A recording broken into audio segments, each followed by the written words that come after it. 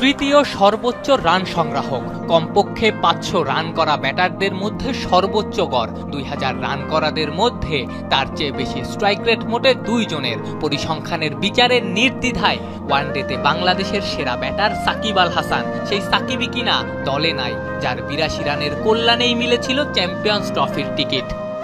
আজকে যদি এই ম্যাচে এইটা না হতো, আজকে বাংলাদেশ টিম চ্যাম্পিয়ন্স ট্রফি খেলতো না।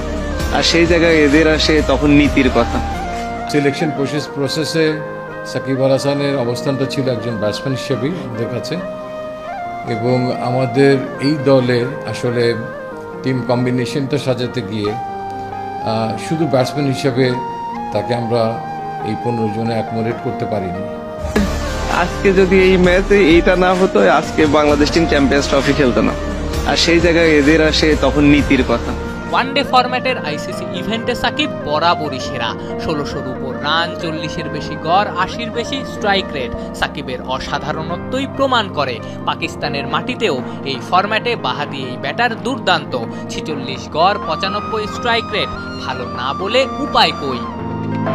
সবশেষ 11 ওয়ানডেতেও সাকিব খারাপ করেননি। 35 গড়, 90 স্ট্রাইক রেট সাকিবময় না হলেও জানিয়ে রাখা, নিজেদের শেষ 11 ইনিংসে মুশির গড় 25, হৃদয়ের 32, মুশির স্ট্রাইক রেট 80, হৃদয়ের 88।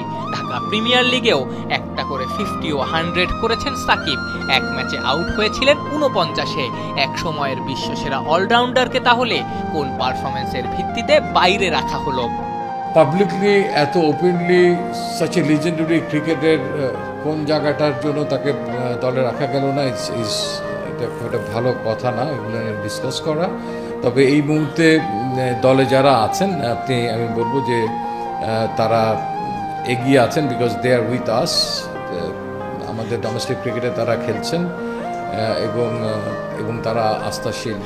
চিফ সিলেক্টর না হয় বললেন অন্যদের চেয়ে এই মুহূর্তে সাকিব পিছিয়ে আছেন, কিন্তু পরিসংখ্যান বলছে শেষ 2 বছরে বাংলাদেশের সেরা 4 ওয়ানডে ব্যাটারের একজন বাংলাদেশের সাবেক অধিনায়ক। তবুও সাকিবের না থাকা নানাবিধ প্রশ্নেরই জন্ম দেয়।